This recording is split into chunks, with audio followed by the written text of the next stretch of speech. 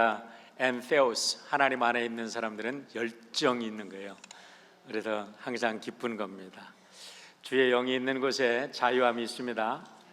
주의 영이 있는 곳에 진리가 있습니다. 주의 영이 있는 곳에 기쁨이 있습니다. 행복이 있습니다. 아멘 한 여러분 모두에게 오늘 이런 축복이 넘치길 바랍니다. 그런 뜻에서 우리 서로 인사하십시다. 주 안에서 자유하시길 바랍니다 하고 옆에 있는 분들에게 축복하고 인사하시길 바랍니다. 주 안에서 자유하십시오. 네. 자유하라는 말은 우리들의 욕심을 채우라는 말이 아닙니다. 주 안에서 가난으로부터 자유하고, 질병으로부터 자유하고, 낙심과 절망으로부터 자유하고, 우리들의 모든 불행으로부터 자유하고, 그래서 진정한 하나님의 아들, 딸로 행복한 삶을 살라는 뜻인 줄 믿습니다. 자유한다는 것은 너무나 귀한 것입니다. 우리 하나님께서 우리에게 주신 최고의 복이 있다면 그것은 하나님 안에서 자유하는 것입니다. 여러분, 이가 하나님 안에서 자유한 개념을 바로 우리가 인식하게 되면 우리들은 얼마나 큰 행복의 삶을 살게 되는지 모릅니다. 이 일을 위해서 우리는 하나님이 주신 하나님의 형상이 회복되어야 합니다. 우리 기독교가 다른 종교하고는 차원이 다른, 정말로 차원이 다른 것이 뭐냐면 우리가 하나님 닮았다는 겁니다. 여러분, 우리 모두가 하나님을 닮았다는 거예요. 하나님의 형상을 닮아서 우리가 이 땅에 탄생했다는 겁니다. 그런데 우리 안에 하나님의 거룩한 형상이 들어있어요. 그 형상을 The Image of God이라고 이야기를 하는데, 도대체 하나님의 형상이 무언가, 하나님의 본질이 우리 안에 있다고 하는데 그것이 뭐냐 이 말입니다. 죄로 인해서 하나님의 형상이 다 파괴되었는데 우리 예수님께서 이 땅에 오셔서 우리를 구원해 주신 것은 하나님의 형상을 우리 안에 회복시켜 주신 것으로 믿으시길 바랍니다. 그러다 하나님의 형상이 회복되면 우리가 예수를 닮고 점점점 예수로 풍성해지면 하나님의 형상이 완전히 회복되어서 우리는 날마다 어디에 있든지 지옥에 가도 지옥을 천국으로 만드는 능력의 하나님의 아들, 딸들이 되는 줄 믿습니다. 이 하나님의 형상을 웨슬리 목사님은 세 가지로 설명을 했습니다. 자연적인 형상, 두 번째는 정치적 형상, 세 번째는 도덕적 형상이다, 그렇게 얘기하는데, Natural Image라는 곳에서는 인간이 이성과 의지와 자유를 가지고 있는데, 여기는 인간이 Will of Freedom, 자유의 의지를 가지고 있는 것에서 우리는 하나님의 형상이 우리 안에 있는 것을 우리가 확인할 수 있다, 이렇게 얘기를 합니다. 그리고 정치적인 형상이라는 것은 Political Image라고 하는데, 우리가 두 사람만 모여도요, 우리가 의견을 일치를 봐야 되잖아요. 우리가 오늘은 부부간에 오늘 아침에 뭐를 먹을까요? 우리가 어디를 갈까요? 놀러를 가더라도 어디를 놀러 갈까요? 무슨 옷을 입고 갈까요? 어떻게 갈까요? 이것이 폴리티컬한 이슈잖아요. 여러분, 폴리틱이라는 게 뭐 거창한 게 아닙니다. 우리가 나와 다른 사람이 만났을 때 합의를 이루어서 그 일을 더 아름답게 만들어 가는 것이 다 폴리틱입니다. 그래서 우리는 폴리티컬 이미지가 우리 안에 있는 것을 우리는 정치적 형상이 우리 안에 있다 그럽니다. 동물들은 힘센 놈이 이기는 거예요. 너 내 말 안 들어? 그냥 콱 물어서 죽이든지 아니면 제 앞에서 나를 따라라 그러지만, 사람, 정말 인간다운 인간들은 서로 대화를 통해서 합의를 이루어서 더 좋은 방향으로 가게 하는 폴리티컬 이미지, 그런 능력이 우리 안에 있는 것입니다. 세 번째는 도덕적 형상이라고 하는데 moral image입니다. 우리 안에 holiness와 righteousness, 하나님의 홀리니스한 성품이 우리 안에 있고 하나님의 의로운 성품이 우리 안에 있어서 우리는 삶을 인간다운 삶, 동물적인 삶이 아니라 인간닮을 삶을 살아가는 거지요. 그래도 이와 같은 하나님의 형상들이 죄를 짓고 있을 때는 죽어 있다는 겁니다. 그런데 예수 그리스도를 믿고 나니까 이 형상들이 회복되어지는 거예요. 그래서 예수 안에서 성장해 갈수록, 성화되어 갈수록, sanctify 되어 갈수록 우리는 예수로 충만하게 되고 이와 같은 하나님의 형상을 회복하게 되는데, 그 하나님의 형상을 회복하면 어떻게 되느냐? 그 삶의 결과는 진리 안에서 자유하게 된다는 거예요. 할렐루야. 이 놀라운 축복을 여러분 누리시길 바랍니다. 근데 여기서 굉장히 중요한 게 있습니다. 자유는 진리 안에서만이 이루어지는 열매라는 거예요. 진리와 자유를 때려 필 수가 없어요. 비진리 안에서는 자유의 열매를 맛볼 수가 없다는 것을 얘기합니다. 물고기가 물속에서 자유한 것처럼 사람이 진정한 자유를 누리려면 우리는 진리 안에서 빛이고 생명이 되고 길이 되는 예수 그리스도 안에서만이 우리가 이 자유를 누릴 수 있다는 거예요. 근데 사탄은 너무나 영물이기 때문에 이걸 잘 압니다. 사탄은 IQ가 2000이랍니다. 그래도 이것을 알기 때문에 사람들을 끝없이 유혹을 해서 사람들로 하여금 진리를 벗어나게 하려고 합니다. 오프 트랙을 하려고 합니다. 여러분, 철마가 달립니다. 미국에 와도 가장 놀란 게 뭐냐면 미국은 모든 게 그냥 굉장히 커요. 산에 갔더니 도토리가 와, 거짓말 한 번 되고 막 이 엄지손가락보다 더 커요. 모든 게 커. 미국에 가도 프리웨이를 달리는데 막 달도 커. 왜 이렇게 달이 큰지. 달이 그냥 진짜 쟁반만 해요. 와, 이렇게 가깝게 느껴져. 뭐든지 커. 근데 기차가 지나가는데 보니까 하나 둘, 어렸을 때 제가 기차 옆에도 이렇게 하나 둘 세는 거 그 재밌었잖아요. 꼬마들은 기차가 몇 칸인가 쉬는데 이 미국은 그냥 기차가 끝도 없이 가. 막 60칸, 뭐 어떤 건 막 100칸도 넘는 것 같아.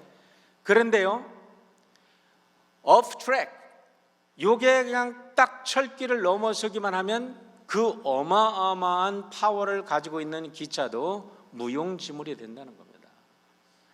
여러분, 우리의 자유의 파워는 한이 없습니다. 하나님이 주시는 자유의 능력과 자유의 축복은 한이 없는데, 이 사탄 마귀가 자꾸 진리라는 트랙에서 벗어나도록, 그래서 보암직도 하고 먹음직도 하고 지혜롭게 할 만큼 탐스럽게 하는 것들을 가지고 우리를 템트해가지고 템티드해가지고 템테이션해서 우리를 유혹에 빠뜨려서 오프 트랙으로 가게 하는 거예요. 그 트랙을 벗어나기 시작하면 이제는 자유함이 아니라 그때부터는 상상도 못했던 속박과 상상도 못했던 불행의 삶이 자기에게 찾아오는 것을 우리는 경험을 하게 되는 것입니다. 그래서 우리 예수님께서 8장 32절에서 진리를 알지니 진리가 너희를 자유케 하리라 라고 말합니다.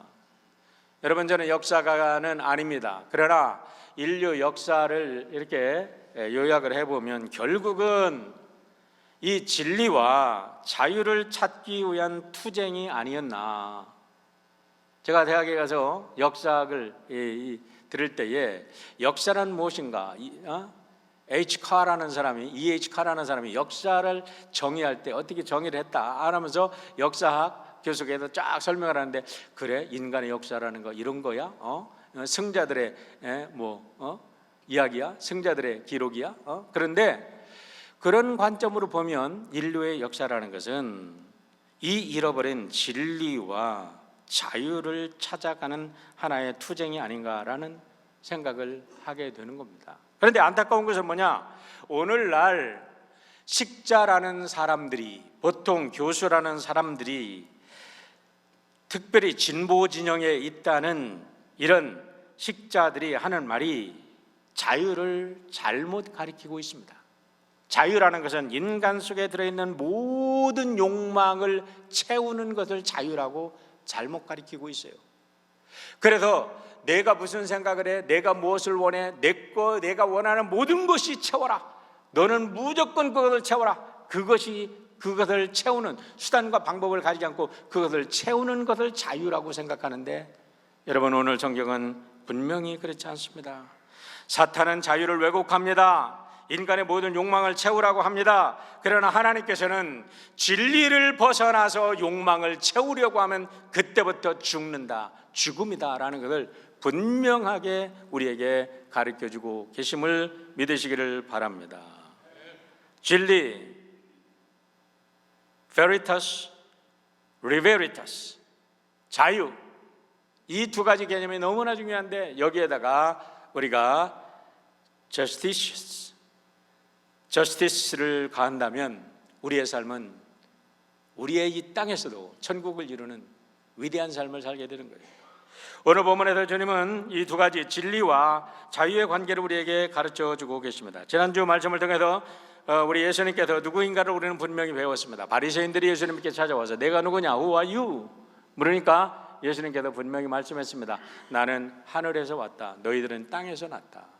여러분, 이 개념을 분명히 하시자고 그랬습니다. 우리 라비 자카리아스라는 이 신학자, 인도 출신의 신학자가 오직 예수라는 책에서 정말 너무나 명쾌하게 예수님의 그 독보적인 존재에 대해서 설명했어요. 뭐냐면 이 세상의 모든 종교의 창시자들, 그리고 이 세상의 모든 자기의 무슨 종교를 가지고 자기가 신이라고 하는 사람들도 전부 다 신으로부터 계시를 받은 사람들이라는 거예요. 그들은 리셉터입니다. receiver라는 거예요. receiver. 그런데 예수님은 giver라는 거예요. 예수님은 생명을 주셨고 빛을 주셨고 예수님은 우리들에게 모든 진리를 주시는 진리 자체이신 줄 믿으시길 바랍니다. 그게 차원이 다른 거예요. 예수님은 주시는 분, 이 세상에 훌륭한 사람들, 다른 종교의 창시자들도 훌륭한 분들이에요. 그러나 그들은 받은 사람들이라는 거예요. 받은 사람들, 신이 아니야. 받았다는 게 다른 거죠. 자, 그게 바로 예수님은 하늘에서 났고 너희들은 땅에서 났다는 말씀입니다. 그렇게 말씀을 하니까 30절에 보세요. 굉장히 중요한 30절과 31절이 오늘 모든 문제를 푸는 키 센텐스입니다. 30절에 뭐라고 그래요? 그 사람들이 예수를 믿었다는 겁니다. Many put their faith in him. 많은 사람들이 그들의 faith를 예수님 안에 두었다. 예수님을 믿기 시작했다는 겁니다. 그런데 31절에 가보니까 이렇게 시작합니다. 그러므로 예수께서 자기를 믿은 유대인들에게, 지금 예수를 믿은 사람들입니다. 믿을 사람이 아니에요. 믿었어요. 조금 전에 믿었어도 그 사람들은 믿은 사람이에요. 이미 과거에 믿은 사람으로 된 거죠. 자기를 믿은 유대인들에게 이르시되 너희가 내 말에 거하면 참으로 내 제자가 되고 진리를 알지니 진리가 너희를 자유케 하리라 라고 말하는 거예요. 자, 이걸 다시 풀어봅니다. 예수님이 이상하지 않습니까? 그렇게 예수님을 대적하던 사람들이 믿는다고 하니까 야, 이놈들이 이제는 깨닫고 믿는구나, 할렐루야 하고 하나님께 영광을 돌리고 기뻐해야 될 일인데, 그러므로 하면서 예수님이 믿는다고 하는 그들에게 이상하게, 아주 시니컬하게 예수님이 이상한 말씀을 하시는 거예요. 너희들이 나를 믿어? 믿는다고? 정말 믿어? 믿음이 뭔지 알아? 너희들이? 이렇게 말씀을 하시는 거예요. 너희들이 정말 나를 믿는다면 너희들이 내 말에 거하냐? 내 말에 사냐? 여러분, 이 말씀이 얼마나 중요한지 몰라요. 과거에 2000년 전에 예수님이 그 사람들에게만 말한 게 아니라 오늘 여러분과 저에게 말씀하시는 거예요. 너희들이 믿어? 그런다면 정말로 Are you abide in my word? 정말로 너희들이 내 말씀 안에서 살고 있어? 이렇게 질문을 하고 계신 거예요. 너희들이 내 안에 살고 있지 않고 진리를 알지니 진리가 너희를 자유롭게 하리라. 진리 안에서 너희들이 진정한 자유를 경험하지 못하면 너희들의 믿음은 거짓말이야 라고 예수님께서 믿는다고 하는 그들에게 완전히 그들의 믿음이 얼마나 거짓된 것인지 그냥 완전히 뒤집어 놓는 겁니다. 그러니까 그들이 33절에도 이렇게 대답합니다. 이제 그들의 본색이 드러나기 시작하는 거예요. 믿는다고 했던 사람들의 본색이 드러납니다. 그들이 대답하되 우리가 아브라함의 자손이라 남의 종이 된 적이 없거늘 어찌하여 우리가 자유롭게 되리라 하느냐? 정말 믿는다면 진리 안에서 자유로워야 되는데 너희들이 보니까 너희들은 자유함이 없어. 너희들은 항상 아직도 죄의 열매 속에 있어. 너희들은 하나님의 자식이 아니라 내가 보니까 마귀의 새끼들이야. 예수님이 뒤에 가면 아주 신랄하게 그들을 막 이렇게 메시를 댑니다. 그들의 영혼에 메시를 막 대는 거예요. 왜요? 진정 살아나려면 예수님의 영혼의 칼날에 쪼개지고 수술을 받아야 됩니다. 그러니까 예수님께서 용서 없이 그들에게 영혼의 메시를 대고 계신 거예요. 그러니까 그들이 야 우리가 언제 종이 되었느냐 하고 얘기를 합니다. 그들에게 예수님이 직격탄을 날리십니다. 34절에서 36절입니다. 예수께서 대답하시되 진실로 진실로 너희에게 이르노니 죄를 범하는 자마다 죄의 종이라. 이건 무슨 말씀이에요? 너희들 관점에서는 죄인이 아니라고 하는데 내가 볼 때 하나님이 볼 때는 너희들은 죄의 종이야. 죄의 종은 마귀 새끼의 종이야 이 소리잖아요. 종은 영원히 집에 거하지 못하되 아들은 영원히 거하나니 그러므로 아들이 너희를 자유롭게 하면 너희가 참으로 자유로우리라. 너희들이 진정으로 믿는다면, 진정으로 자유인이 되기를 원한다면 예수님을 믿고 예수님으로부터 자유함을 얻어야 된다고 얘기하는 거예요. 결론적으로 말하면 너희들은 죄인이다 그렇게 말하니까 여러분 이 말을 듣고 그들은 자기의 원래 자리로 돌아갑니다. 원래 자리가 어디예요? 죄의 자리, 마귀 새끼의 자리로 돌아가서 예수님에게 그 후에 말씀을 읽어보면요, 예수 너는 안 되겠어. 우리가 믿어주려고 했더니 뭐라고? 우리가 죄의 자식이야? 너는 죽어야 돼. 너는 사라져야 돼.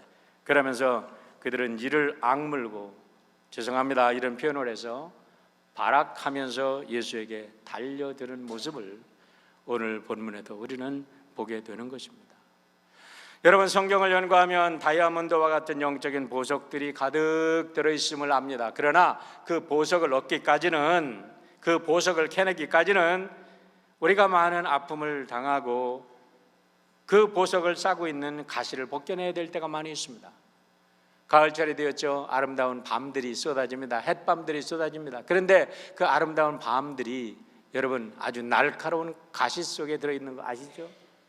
그 가시들이 하나님의 사랑과 은혜를 충만히 받으면 가을이면 그 가시를 터뜨리고 아름다운 밤알이 되어 나오듯이 우리가 예수님의 진정한 진리 앞에 서서 진정으로 자유함을 얻기를 원한다면 때로 이렇게 우리들의 영혼에 날카로운 메시지를 들이대면서 너는 죄인이야 회개해라 하는 주님의 음성을 듣고 무릎 꿇고 그 말씀에 부딪혀서 통곡하며 정말로 내가 죄인입니다, 주님 나를 구원하여 주옵소서라는 그런 결정적인 경험이 우리들에게 필요한 것입니다. 저는 본문에도 세 가지 이와 같은 모든 죄악을 벗어던지고 예수님의 제자가 되어 자유를 누리는 자로서 주시는 세 가지 축복, 또 그런 사람들이 가져야 될 책임 세 가지를 말씀을 드리려고 합니다. 첫 번째, 진정한 자유인이 되기를 원한다면 진리 안에 거하라는 것입니다. 31절 32절 다시 한번 읽습니다. 그러므로 예수께서 자기를 믿은 유대인들에게 이르시되 너희가 내 말에 거하면 참 내 제자가 되고, 여러분 여기 조건문입니다. 내 제자가 되려면 너희들이 내 말 안에 살아야 된다는 말이에요. You abide, you should abide. abide라는 것은 그냥 거한다는 게 아니라 말씀 안에서 살아라는 거예요. 먹고 마시는 것, 여러분 우리가 영성이라고 하니까 육신과 영을 자꾸 분리하는 사람들이 있어요. 그렇지 않습니다. 저는 영성신학으로 논문을 쓴 사람이에요. 그러면서 결론을 내린 게 뭐냐, 우리의 삶 자체가 영성이야. 무엇을 먹을까, 무엇을 입을까, 오늘 내가 잠을 잘까, 오늘 내가 노는 것, 내가 돈을 버는 것, 돈을 쓰는 것, 이 모든 것이 영성이에요. 영성과 관련되는 거예요. 영성과 관련되지 않은 건 아무것도 없습니다. 다시 말하면 하나님의 영이 우리와 관계해서 우리의 삶이 엮어지는 거죠. 두 번째는 진리를 알지니 진리가 너희를 자유케 하리라 할 때 안다라는 말을 여기서 기노세스라는 말을 쓰는데, 기노세스라는 말은요 기노스코라는 단어에서 나왔어요. 기노스코라는 단어라는 것은 히브리어로 야다라는 단어와 같은 단어인데, 히브리어로 하면 야다라는 것은 그냥 인포메이션을 아는 게 아닙니다. 여러분, 우리는 인포메이션을 듣고 자기가 꽤나 안다고 생각합니다. 하나님은 전능하시고 우주 만물을 창조하시고 어쩌고 저쩌고 하면서 하나님을 안다고 생각해. No way, no way. 하나님 그런 거 아니에요. 우리 하나님께다 아무리 아름다운 형용사를 거기다 갖다 붙인다고 할지라도 그 사람이 하나님을 아는 게 아니라니까. 하나님을 진정으로 안다는 것은 경험을 통해서, 우리들의 삶을 통해서 하나님의 사랑을 깨닫고 체험하는 거예요. 고통 중에서, 내가 절망 중에서, 죄악 가운데서 정말 사랑의 하나님을 만나고 내 삶의 통째로 나의 삶을 변화시킨 그 하나님. 어머니 아버지에게 아무리 갖다 붙이는 게 아니라 어머니의 눈물과 어머니의 기도와 어머니의 그 헌신을 경험하고 어머니를 알아가듯이 우리가 하나님의 그 사랑을 진실로 우리의 삶을 통해서 체험해 가면서 우리는 하나님을 알아가는 거고, 바로 진리이신 예수님을 그렇게 알 때 우리가 모든 것으로부터 자유한다는 거예요. 왜 그래요? 그 예수님이 우리를 붙잡아주고 계시니까, 그 예수님이 우리를 사랑하시니까 말입니다. 어린 시절에 Boys Be Ambitious라는 문장을 들을 때 가슴이 뛰었습니다.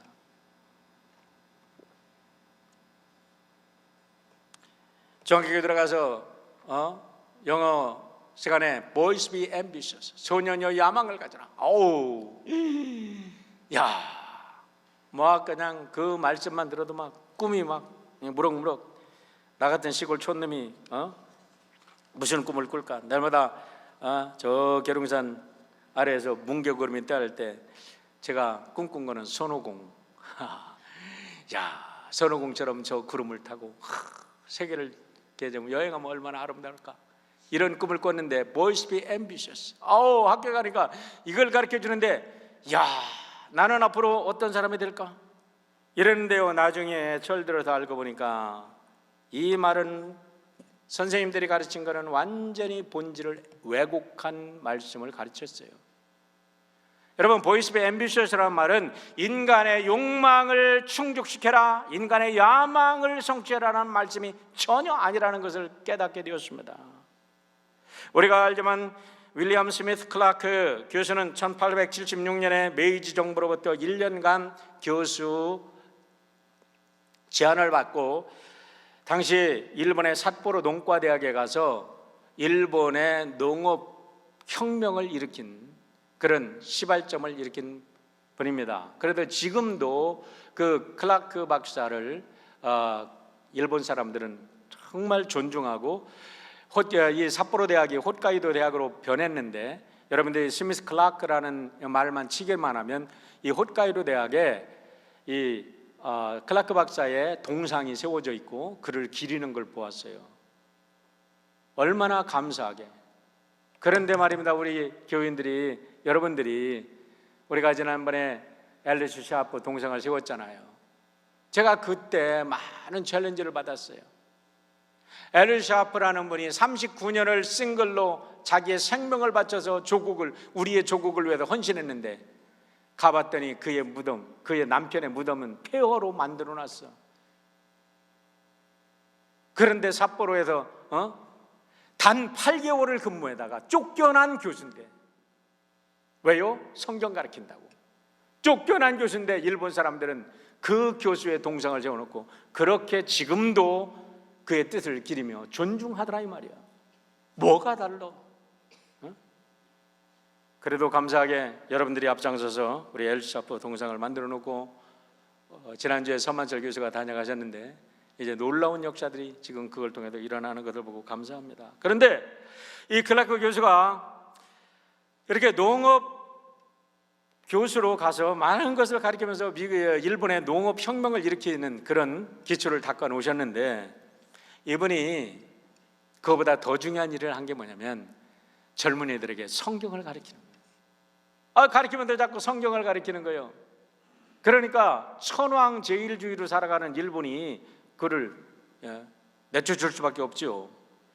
그런데 그 8개월 동안 그에게서 배운 학생들 중에 일본의 위대한 사상가, 교육가가 태어납니다. 그 사람이 누구냐면 우찌무라 간조, 내총 감산이 바로 클라크 교수의 제자였고요.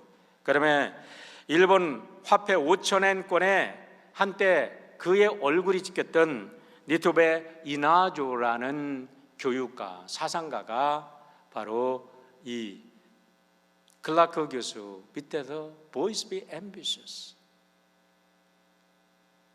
그런데 문제는 지금 문헌에 남은 것은 Boys be ambitious라고 나오는데요, 그것만 얘기하는데 원래 이 클라크 교수가 가르친 것은 Boys be ambitious in God. Boys be ambitious in God. 하나님 안에서 야망을 가져라 이 말이요. 하나님의 비전을 가져라. 하나님이 주시는 꿈을 가져라. 그러면서 한 말이 Be ambitious not for money or for selfish aggrandizement. 개인의 욕망을 추구하는, 권력을 추구하는, 세상에 돈을 추구하는 그런 야망이 아니다라는 건데, 우리는 그런 야망인 줄 알고 배웠다는 거예요. Not for that evanescent thing which men call fame. 인간들이 말하는 그 유명세라고 하는 헛된 것을 꿈꾸지 말아라 그랬는데 우리는 그거를 꿈꾸도록 배웠다는 거예요. 여러분, ambitious라는 단어 참 좋은 단어입니다. 야망이라는 단어 좋죠. 우리의 가슴을 뛰게 합니다. 그러나 하나님이라는 인갓이라는 말이 빠져버리면 남을 죽여서 자기의 욕망을 채우고 남을 탈취해서 자기의 꿈을 성취하려고 하는 악의 도구가 되는 것이죠.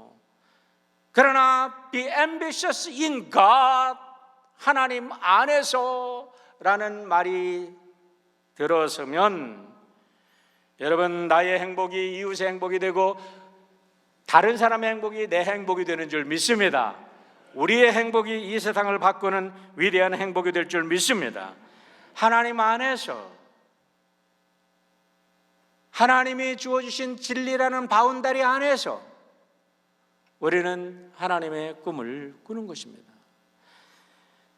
남녀의 사랑이 얼마나 아름답습니까? 하나님이 창조하신 창조의 섭리의 첫 번째가 남녀의 사랑 아닙니까? 어저께 우리 이윤성 전사님 결혼식을 했는데요, 제가 결혼식 할 때마다 다른 성경을 하지 않아요. 창세기에 나오는 2장 말씀을 갖고 얘기합니다. 왜냐하면 하나님의 주례사이니까. 거기 하나님이 주례사가 있잖아. 네, 남자는 부모를 떠나 아내와 한 몸을 이루라. 이거는요, 하나님이 주례하신 거예요. 인간이 아무런 말을 한다 그래도 어떻게 하나님보다 좋은 주례사를 할 수 있어? 그래도 저는 항상 그 말씀을 가지고 결혼식 하는 분들을 축복합니다. 그런데요, 보세요. 처음에 결혼을 하면요, 아이고 성격이 안 맞습니다. 야, 그리고 자기를 속박하는 것 같아요. 자기의 자유가 지연되는 것 같아요. 이 가정이라는 걸 이루고 봤더니 나를 속박하네. 내 자유를 갖다가 부자유하게 만드네. 안 두겠어? 나는 여기서 뛰쳐나가야 되겠어? 그리고 만약에 어떤 사람이 가정을 뛰쳐나갔다 한다 그러면요, 세상이 넓은 것 같은데 그 사람이 홈레스가 되는 거거든요. 죄송합니다. 여러분, 어렵게 아무리 노력을 해도 병이 들어서 아파서 이렇게 직장에서 쫓겨나서 홈레스 되는 분들이 있습니다. 그런 차원에서 말하는 게 아닙니다, 제가. 그런데 가정이라는 속박이라는 굴레를 가정을 속박이라고 생각하고 뛰쳐나가서 자기 마음대로 뭔가를 해보려고 했는데 그런 사람들을 보면요, 그 순간부터 세상이 넓고 큰 것 같지만 온 세상이 지옥입니다. 온 세상이 감옥이에요. 그때부터 자유는 사라집니다. 가정이라는 아름다운 그 나를 구속해 주는 그게 있을 때 온 세상에서 나는 자유할 수 있는 줄 믿으시길 바랍니다. 자유라는 것은요, 다시 말하면 진리라는 바운다리 안에서만이 가능하다는 거예요. 지난주에 쇼킹한 뉴스를 들었어요. 지난주에 쇼킹한 뉴스를 들었는데 그 뉴스가 뭐냐면, 지난해에 가주, 2018년에 가주에서 성병 감염자가 30년 이래 최고의 레코드를 가졌대요. 올해도 이제 아마 더 해마다 올라갈 것 같아, 이런 상태로면요. 그런데 그 성병이 더 심각한 게 뭐냐면, 태아에서 부모의 성병이 감염돼서 태어나서 죽는 아이들도 있고, 아이들이 성병을 가지고 태어나는, 성병에 감염돼서 태어나는 아이들이 지난 6년 새에, 놀라지 마십시오, 900%가 증가했대. 지난 6년 사이에. 그런데 가주의 교육위원이라는 사람들은 자유다, 성의 자유시대, 어린 아이들부터 프리스쿨부터 성의 자유함을 가리켜라. 너의 성 정체성은 네가 스스로 선택하는 거다. 네가 남자처럼 느끼면 너는 여자가 남자가 될 수 있고, 네가 남자인데 여자처럼 느끼면 너는 여자처럼 선택할 권리가 있다 하면서 바운다리를 다 깨쳐버리고 인간의 욕망을 채우는 것을 자유라고, 진리라고 가리키고 있다는 거예요. 여러분, 이렇게 무서운 사회가 오늘날 우리에게 다가오고 있습니다. 미국 해종교회 컨그레게이셔널 처치의 목사이시면서 신학자, 노후의 해방론자였던 홉킨스 박사는 이렇게 얘기를 합니다. 물고기는 물속에서 헤엄치고 있을 때에 가장 자유합니다. 그러나 같은 물고기가 육지에 올라오면 아주 부자유하게 됩니다. 부자유되게 하는 게 아니라 죽지요.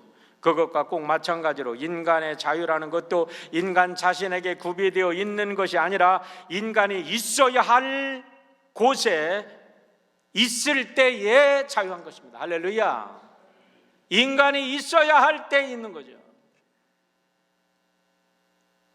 여러분, 우리 소스 중에 고추장 소스 맛있죠? 나는 소스 중에 이 세상에 제일 맛있는 소스가 고추장 소스인 것 같아. 그릇에 담겨 있으면 얼마나 좋아. 근데 그게 상에도 탁 엎어져 가지고 왔어 봐. 그게 아름다워요? 먹고 싶어요? 좋아요? 밥맛 떨어지게 하는 거죠. 그걸 제가 여기다 묻히고 왔어 봐. 먹고 왔으니까 힘이 나지. 있어야 할 곳에 있어야 돼. 진리는, 자유는 진리 안에 있는 것을 믿으시길 바랍니다. 여러분, 우리들의 자유가 하나님의 진리 안에서 통제되어질 때, 그 바운다리 안에 있을 때 우리는 행복한 거예요. 그러면 누가 이 진리 안에 거할 수 있습니까? 두 번째, 예수의 제자가 될 때 진리 안에 거할 수 있다는 겁니다. 31절로 32절의 말씀을 다시 한번 읽습니다. 너희가 내 말에 거하면 참 내 제자가 되고 진리를 알지니 진리가 너희를 자유케 하리라. 여기다 세 가지를 질문하고 세 가지 조건을 내세우고 계십니다. 너희가 내 말에 거해야 된다. 너는 참 내 제자가 되어야 된다. 그리고 너희들이 진리를 알아야 한다라고 말합니다.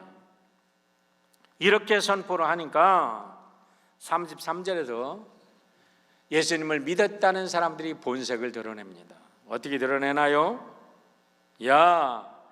저희가 대답하되 우리가 아브라함의 자손이라 남의 종이 된 적이 없거늘 어찌하여 우리가 자유케 되리라 하느냐? 우리는 종이 된 적이 없다고 이야기합니다. 여러분, 종이 된 적 없죠? 여러분, 남의 종이 된 적이 없죠? 그러나 생각해 보세요. 어떤 사람은 포르노에 중독된 포르노의 중독, 어떤 사람은 도박에 중독된 도박의 종이 있어. 어떤 사람은 어떤 약에, 알코올에 중독된 알코올의 종이 있어. 어떤 사람은 이상한 잡지에 중독된, 그 잡지에 중독된 잡지 중독자가 있어. 어떤 사람은 게임 중독자들이 있어. 종이 아닙니까? 어떤 사람은 날마다 돈에 종이 된 사람들이 있어. 어떤 사람은 자기의 편협한 고정관념의 종이 되어서 도저히 그걸 넘어서지 못하는, 날마다 거선해도 넘어지는 사람들이 있어. 여러분, 종이 아닙니까?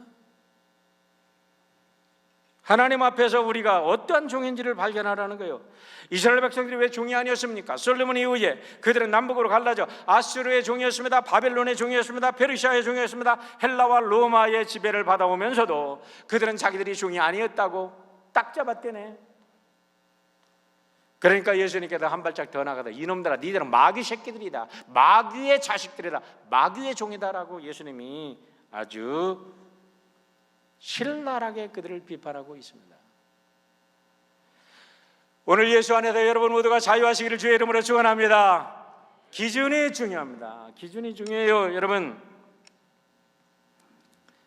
어떤 사람이 개랑 달리기를 했답니다. 그런데 갑자기 달리니까 개한테 게임이 안 되잖아. 그러니까 그걸 보고서 어떤 사람이 아이고 개만 또 못한 놈 그러더래. 그래도 열심히 연습을 했대요. 그래도 그 다음에는 걔하고 같이 돌았대. 그랬더니 죄송해요, 이건 그냥 양념으로 들으세요. 아이 개 같은 놈 그러더래. 개같이 들어왔다고. 근데 그 다음에는 더 열심히 해서 걔보다 이겼대. 아이고 걔보다는 낫군 그러더래. 기준이 얼마나 중요한지 몰라요. 오늘 보면 자기들 수준으로 믿었다고 하는데 예수님이 그냥 메시를 내보니까, 예수님이 진리의 빛을 비추니까 전혀 믿는 사람이 아니었다는 거죠. 마귀의 자식이라는 걸 알았다는 겁니다. 여러분, 예수님의 제자가 된다는 것은 단순한 지적인 동의를 말하는 게 아닙니다. 날마다 예수의 말씀처럼 우리의 십자가를 지고 우리가 예수 그리스도를 따라가는 삶을 통해서 예수님의 참된 제자의 모습이 드러나게 되는 줄 믿습니다. 땀이 흘리고 아프고 힘드는 것 같아도 그 속에 자유함이 있습니다. 여러분, 우리가 열심히 땀 흘리고 눈물 흘리고 우리가 씨를 뿌리는 곳에 자유함이 있습니다. 그 속에 하나님께서 예비하신 놀라운 풍성한 자유함이 있어요. 겁내지 말고 주님 앞에서 담대히 나가기를 바랍니다. 마지막으로는 죄로부터 자유해야 됩니다. 34절로 35절 보시길 바랍니다. 예수께서 대답하시되 진실로 진실로 너희에게 이르노니 죄를 범하는 자마다 죄의 종이라. 종은 영원히 집에 거하지 못하되 아들은 영원히 거하나니. 우리에게 무엇이 근본적인 문제입니까? 죄입니다. 로마서 6장 23절에 이렇게 말씀합니다. 죄의 삭은 사망이요 하나님의 은사는 그리스도 예수 안에 있는 영생이니라 라고 말합니다. 죄를 정복하지 않는 한 우리에게는 자유가 없습니다. 모든 억압과 속박은 죄로부터 옵니다. 우리들의 마음을 붙잡고 있는 것은 내가 붙잡고 있는 그것이 아니라, 내가 생각하는 그것이 아니라 나를 속이고 있는 사탄 마귀의 죄의 세력인 줄 믿으시길 바랍니다. 이제는 나사렛 예수 그리스도의 이름으로 여러분을 속박하고 있는 모든 죄의 권세를 깨트리시고 진리 안에서 참 자유한 여러분 되시기를 주의 이름으로 축원합니다.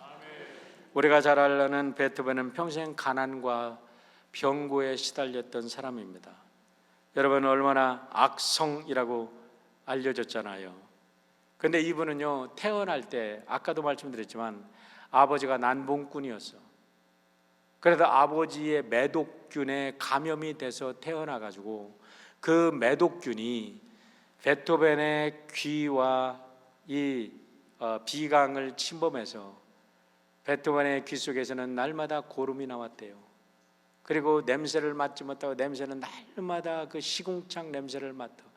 독일에서 공부하고 온 분이 하는 얘기를 들었어요.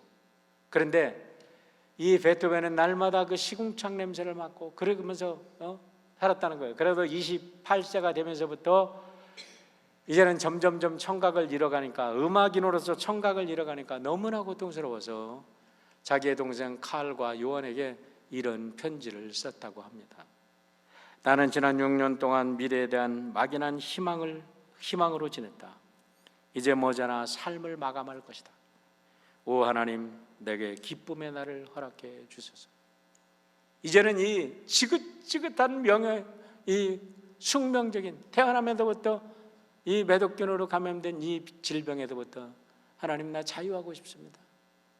나에게 새로운 희망의 날을 주옵소서. 차라리 죽어야만 내가 이것으로부터 자유할 수 있지, 어떻게 내가 자유합니까? 그러면서 이 편지를 썼는데요, 하나님은 그를 붙잡아 주십니다. 그 고통 속에서 하나님께서 그를 찾아가 주시고 하나님이 그를 만나게 해주시고, 그 후에 다시 편지를 씁니다.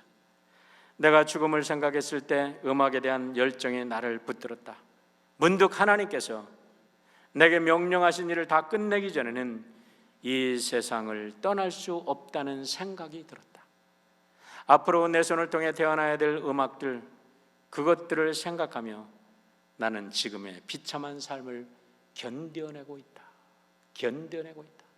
그 고통 속에서도 하나님께서 그를 불러주시니까 그 고통 속에서 여러분, 그 위대한 운명 고향곡이 탄생하고 합창, 베토벤의 합창, 그 나인 합창이 탄생한 줄 믿습니다. 불후의 명곡이 탄생했어요. 저는 어저께 이 말씀을 준비하면서 이 두 곡을 다시 한번 들었습니다. 얼마나 감동이 되는지. 아버지의 죄악은 베토벤의 육신과 영혼을 죽음으로 몰아넣었지만 하나님의 사랑은 그 고통 속에서도 이 세상 모든 사람들에게 희망을 던지는 위대한 하나님의 백성을 탄생시키신 줄 믿습니다. 오늘 우리들의 삶이 어떠하든지 예수 그리스도에게 붙잡히면 우리는 위대한 삶을 살 수가 있습니다. 마틴 루터가 빛 가운데 하나님께 붙잡히니까 종교개혁이 일어났습니다. 요나단 에드워드가 빛 가운데 예수 그리스도에게 붙잡히니까 미국의 큰 대붕이 일어났습니다. 요한 낙스가 빛 가운데 하나님을 보았을 때 스코틀랜드가 새롭게 변화되었습니다. 존 웨슬레가 빛 가운데 진리신 예수 그리스도를 만나니까 영국이 무열혁명으로 산업혁명을 이루게 되었고, 전 세계는 나의 교구라는 그 메시지가 오늘도 전해져서 여러분과 제가 감리교인의 이름으로 오늘 이렇게 하나님께 영광의 예배를 드리고 있습니다. 오늘 누가 이 시대를 밝힐 위대한 하나님의 백성이 될 것입니까? 여러분, 동성연애가 문제라고요? 정치적으로 해석을 하려고 하는 저 감독들에게는 희망이 없습니다. 저는 희망을 봅니다. 오늘도 말씀을 사랑하고 기도하는 성도들의 삶 속에서 새로운 교회의 역사가 이루어질 것을 봅니다. 여러분이 앞으로 새로운 기독교 시대의 주인공이 되시기를 주의 이름으로 축원합니다. 기도하겠습니다.